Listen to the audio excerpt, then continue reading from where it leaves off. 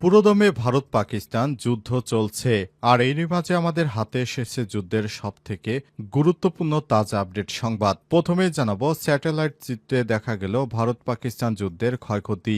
ভারত ও পাকিস্তান সম্প্রতি 4 দিনের সামরিক সংঘর্ষ ছিল গত অর্ধ শতাব্দীর মধ্যে সবথেকে বড় ধরনের লড়াই। উভয় দেশই ড্রোন ও মিসাইল ব্যবহার করে একে অপরের উপর হামলা চালিয়েছে, বড় ধরনের ধ্বংস সাধনের দাবি করেছে। তবে সত্যিকার অর্থে এই ক্ষয়ক্ষতি কতটা তা নিয়ে তৈরি হয়েছে ধোঁয়াশা। এবার স্যাটেলাইট থেকে জানা গেল যুদ্ধের প্রকৃত ক্ষয়ক্ষতি। এ বিষয়ে গুরুত্বপূর্ণ সংবাদ থাকবে, সঙ্গেই থাকুন। এরপর জানাবো, নরেন্দ্র মোদীর হাত ছেড়ে দিলেন যুক্তরাষ্ট্রের প্রেসিডেন্ট ডোনাল্ড ট্রাম্প। ভারত ও পাকিস্তান সাম্প্রতিক সংঘাত, উত্তেজনা, শান্তি প্রক্রিয়া এবং আগামী দিনের অনিশ্চয়তাগুলো নিয়ে একটি বিশ্লেষণ প্রকাশ করেছে পাকিস্তানের প্রভাবশালী ইংরেজি দৈনিক দ্য ডন। সেখানে জানানো হয়েছে, ভারতের হাত ছেড়ে দিয়েছে ডোনাল্ড ট্রাম্প, মোদী পড়লেন বিপদে। এ বিষয়ে গুরুত্বপূর্ণ সংবাদ জানাবো, সঙ্গেই থাকুন। এদিকে ইসরায়েল যুক্তরাষ্ট্রকে 600 ক্ষেপণাস্ত্র ছোড়ার হুমকি দিল ইরান। মধ্যপ্রাচ্যে উত্তেজনা নতুন মাত্রা পেয়েছে। আজ ইরানের ইসলামিক রেভলিউশনারি গার্ড কর্পস আইআরজিসির commander major general Hossein Salami এক টেলিভিশন ভাষণে বলেছেন, ইরান একসঙ্গে যুক্তরাষ্ট্র ও ইসরায়েলে 600 ক্ষেপণাস্ত্র দিয়ে হামলা চালাবে। এবারে জানাবো, সাবেক ফিলিস্তিনি প্রধানের ভাইয়ের উপর ইসরায়েলের হামলা। ফিলিস্তিনি অবরুদ্ধ গাজা উপত্যকায় বিমান হামলা চালিয়েছে দখলদার বাহিনী। দেশটির দাবি, এবার গাজায় ফিলিস্তিনের স্বাধীনতাকামী সংগঠন হামাসের সাবেক প্রধান ইয়াহিয়া সিনওয়ারের ভাই মোহাম্মদ সিনওয়ারকে এই হামলার নিশানা করা হয়েছে। এবং সর্বশেষ জানাবো, মির্জা ফখরুলের সফল অস্ত্রোপচার। ব্যাংককে চিকিৎসাধীন বিএনপির মহাসচিব মির্জা ফখরুল ইসলাম আলমগীরের সফল অস্ত্রোপচার সম্পন্ন হয়েছে। আজ বাংলাদেশ সময় বিকাল 3টায় ব্যাংককের একটি হাসপাতালে তার এই অস্ত্রোপচার সম্পন্ন হয়। প্রিয় দর্শক, এতক্ষণ শুনছিলেন সংবাদ শিরোনাম, এবারে বিস্তারিত। তবে তার আগে বন্ধুরা, অনুরোধ থাকবে এই সংবাদটিতে একটি লাইক দিন। এই চ্যানেলে আপনি নতুন হয়ে থাকলে আমাদের সংবাদটি দেখতে দেখতে চ্যানেলটি সাবস্ক্রাইব করে রাখুন। কমেন্ট করে বন্ধুরা আপনার মূল্যবান মতামত জানিয়ে দিন আপনি বিশ্বের কোন দেশ থেকে বা বাংলাদেশের কোন স্থান থেকে আমাদের সংবাদটি দেখছেন এবং শুনছেন। আর বন্ধুরা, গাজা যুদ্ধে আপনি যদি নিরীহ ফিলিস্তিনিদের ভালোবেসে থাকেন, কমেন্টে ইয়েস লিখে বিশ্ববাসীকে জানিয়ে দিন। সংবাদটি আপনার সোশ্যাল মিডিয়া ফেসবুকে বন্ধুদের দেখার সুযোগ করে দিন। এবারে বিস্তারিত। ট্রাম্প ভারতের মোদির হাত ছেড়ে দিলেন। ভারত ও পাকিস্তান সম্প্রতি সংঘাতে, উত্তেজনা, শান্তি প্রতিক্রিয়া ও আগামী দিনের অনিশ্চয়তাগুলো নিয়ে একটি বিশ্লেষণ প্রকাশ করেছে পাকিস্তানের প্রভাবশালী ইংরেজি দৈনিক দ্য ডন। সেখানে সাম্প্রতিক সংঘাতের প্রেক্ষিতে পাকিস্তানের সামরিক ও কূটনৈতিক সাফল্য তুলে ধরা হয়েছে। বিশ্লেষণটি লিখেছেন করাচি ভিত্তিক সাংবাদিক ও লেখক জাহিদ হুসাইন। কালবেলা পাঠকদের জন্য সেটি বাংলায় অনুবাদ তুলে ধরা হলো। দক্ষিণ এশিয়ার দুটি পারমাণবিক শক্তিধর দেশের মধ্যে 4 দিনের তীব্র সংঘাত এবং সর্বাত্মক যুদ্ধে রূপ নিতে পারত, অবশেষে থেমেছে। মিসাইলের গর্জন থেমেছে, বন্দুকের নলগুলো নীরব হয়েছে। মার্কিন মধ্যস্থতায় যুদ্ধবিরতির পর ভারত ও পাকিস্তান উভয় সংঘাত থেকে সরে এসেছে। যুদ্ধ হয়তো বন্ধ হয়েছে, তবে এই যুদ্ধবিরতির চারপাশে এখনও ঘনিয়ে আছে অনিশ্চয়তা। ভারত এখন পর্যন্ত পাকিস্তানের সঙ্গে মূল বিরোধের বিষয়গুলো নিয়ে গঠনমূলক আলোচনায় বসার কোনো আগ্রহ দেখায়নি। বিগত কয়েক দশকের মধ্যে সবথেকে তীব্র এই সামরিক সংঘাতের ফলাফল ভারতের কট্টর জাতীয়তাবাদী সরকারের প্রত্যাশা অনুযায়ী হয়নি। বহু পাকিস্তানি শহরে একযোগে ক্ষেপণাস্ত্র হামলা চালিয়েছে ভারত। যা চেয়েছিল পাকিস্তানের তাৎক্ষণিক ও দৃঢ় প্রতিক্রিয়ায়, তা ব্যর্থ হয়েছে নরেন্দ্র মোদীর। ভারতের সবথেকে আধুনিক 5টি যুদ্ধ বিমান গুড়িয়ে দিয়েছে পাকিস্তান। আধুনিক যুদ্ধ ইতিহাসে নজিরবিহীন এক কীর্তি গড়ে তোলে পাকিস্তান। এরপর ভারত আরও উস্কানিমূলক পদক্ষেপ নেয়। পাকিস্তানের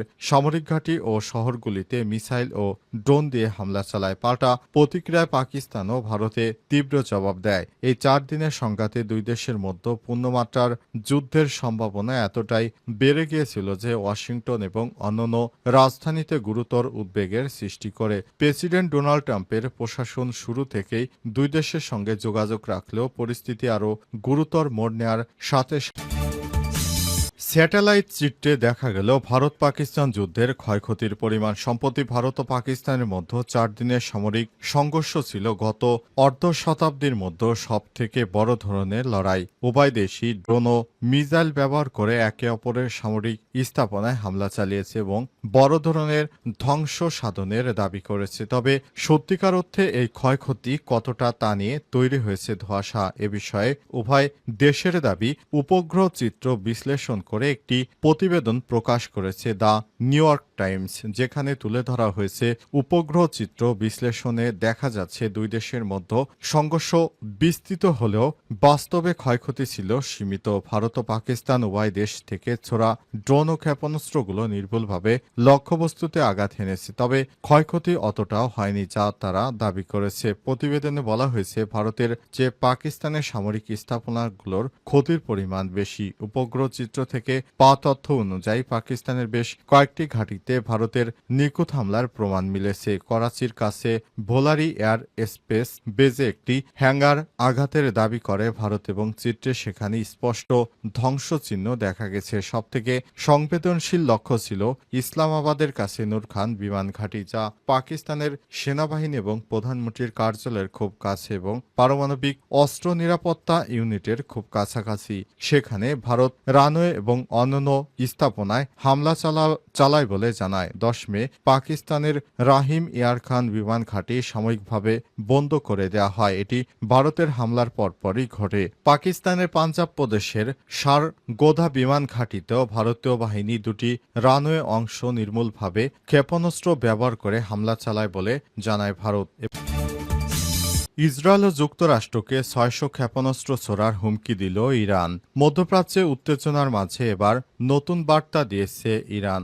যুক্তরাষ্ট্র এবং দখলদার ইসরায়েলি বাহিনী যেভাবে ইরানকে বেকায়দায় ফেলতে চেয়েছিল, ইরানও পাল্টা জবাব দিয়েছে। ইরান জানিয়েছে যুক্তরাষ্ট্র ও ইসরায়েলে তারা 600টি রকেট দিয়ে হামলা চালাবে, কারণ তারা যেভাবে বাড়াবাড়ি করছে, ইরানকে পারমাণবিক অস্ত্র ও কর্মসূচি নিয়ে যেভাবে নিষেধাজ্ঞার ভয় দেখাচ্ছে, তাতে ইরান তাদেরকে ভয় পায় না, বরং তাদেরকে উচিত শিক্ষা দেবে বলে জানিয়েছে ইরান। আজ ইরানের একটি বার্তা সংস্থার মাধ্যমে বিষয়টি নিশ্চিত করা হয়েছে। ইরানের প্রতিরক্ষামন্ত্রী আব্বাস আরাগচি জানিয়েছেন, ইরান আগে থেকে অনেক বেশি শক্তিশালী। ইরান এখন এতটাই শক্তি অর্জন করেছে যে পশ্চিমাদের 600 ক্ষেপণাস্ত্র দিয়ে হামলা চালানোর সক্ষমতা রাখে। সরাসরি যুক্তরাষ্ট্রের প্রেসিডেন্ট ডোনাল্ড ট্রাম্পকে ইরানের পক্ষ থেকে এই ধরনের আগে পরে কখনোই হুমকি দেওয়া হয়নি। নতুন করে যুক্তরাষ্ট্র ভয় পাচ্ছে যে ইরান পারমাণবিক অস্ত্র তৈরি করে ফেলেছে। এই ভয়ে যুক্তরাষ্ট্র আস্তে আস্তে সুর নরম করতে শুরু করেছে। প্রথম দিকে যেভাবে হুমকি ধামকি দিয়েছিল ডোনাল্ড ট্রাম্প, কিন্তু শেষ পর্যন্ত তার সেই হুমকি ধামকিতে কাজ হচ্ছে না। যুক্তরাষ্ট্রের কোনো কথাই মানবে না ইরান, বরং ইরান তার পারমাণবিক কর্মসূচি চালিয়ে যাবে। আগামী দিনে ইরান তার পারমাণবিক কর্মসূচি চালিয়ে তার পারমাণবিক যে স্থাপনা ইরান তৈরি করেছে এবং তাদের যে স্বপ্ন, তারা সেই নিউক্লিয়ার ওয়ারহেড তৈরি করতে চায়, সেই স্বপ্নকে সামনে নিয়ে ইরান এগিয়ে চলেছে। কোনোভাবেই ইরান আর থামবে না। ইরান তার লক্ষ্য থেকে এক পাও বিচ্যুতি হবে না। দরকার হলে যুক্তরাষ্ট্র এবং ইয়েমেনের হুতিরা যেভাবে যুক্তরাষ্ট্রকে শিক্ষা দিচ্ছে, ইরানও সেভাবে মধ্যপ্রাচ্যে যুক্তরাষ্ট্রের যে সব ঘাঁটি রয়েছে সেগুলো গুড়িয়ে দেবে। পাশাপাশি নেতানিয়াহুকে বড় ধরনের শিক্ষা দিতে চায় মুসলিমদের পরাশক্তির এই রাষ্ট্র ইরান। মির্জা ফখরুলের সফল অস্ত্র পাচার। ব্যাংককে চিকিৎসাধীন বিএনপির মহাসচিব মির্জা ফখরুল ইসলাম আলমগীরের চোখের অপারেশন সম্পন্ন হয়েছে। আজ বাংলাদেশ সময় বিকাল 3টায় ব্যাংককের একটি হাসপাতালে তার চোখের অপারেশন সম্পন্ন হয়েছে। বিএনপির মিডিয়া সেলের সদস্য সাইরুল কবির খান বলেন, বিএনপির মহাসচিব মির্জা ফখরুল ইসলাম আলমগীর বাংলাদেশ সময় বিকাল 3টায় চোখের অপারেশন সফলভাবে সম্পন্ন হয়েছে। তিনি আরো বলেন, ওনার অর্থাৎ মির্জা ফখরুলের শারীরিক অবস্থা ভালো আছে, এখন ওনাকে কেবিনে দেওয়া হচ্ছে। চিকিৎসকের পরামর্শ অনুযায়ী মির্জা ফখরুলের সঙ্গে কেবিনে রয়েছেন তার স্ত্রী রাহা তারা বেগম। বিএনপির মহাসচিব মির্জা ফখরুল ইসলাম আলমগীর হঠাৎ করে তার চোখে সমস্যা দেখা দিলে তিনি তার ঢাকার একটি হাসপাতালে ডাক্তার দেখান। তবে সেখান থেকে জরুরি পরীক্ষা নিরীক্ষা শেষে জানানো হয়েছে তার উন্নত চিকিৎসা দরকার। এরপর সেদিন রাতেই জরুরি চিকিৎসা নিতে তার স্ত্রী রাহাতারা বেগমকে সঙ্গে নিয়ে ব্যাংককের উদ্দেশ্যে রওনা দিয়েছিলেন বিএনপির মহাসচিব মির্জা ফখরুল ইসলাম আলমগীর অবশেষে তার সফলভাবে তার চোখের অস্ত্রোপচার সম্পন্ন হয়েছে। এরপর বিএনপির মহাসচিব মির্জা ফখরুল ইসলাম আলমগীর বর্তমানে বেড রেস্টে রয়েছেন। আশা করা যাচ্ছে আগামী কয়েকদিনের মাঝে তিনি আবারও আমাদের মাঝে ফেরত আসবেন। বিএনপির মিডিয়া সেলের সদস্য সাইরুল কবির খান বিষয়টি নিশ্চিত করেছেন। তিনি বলেন, বিএনপির মহাসচিব মির্জা ফখরুল ইসলাম আলমগীর এখন আপাতত ভালো আছেন। আশা করা যাচ্ছে খুব শীঘ্রই তিনি দেশে ফিরতে পারবেন। বিএনপির মহাসচিব মির্জা ফখরুল ইসলাম আলমগীর মাঝে মাঝেই তিনি তার শারীরিক চেক আপের জন্য সিঙ্গাপুরে যান। সঙ্গে থাকে তার স্ত্রী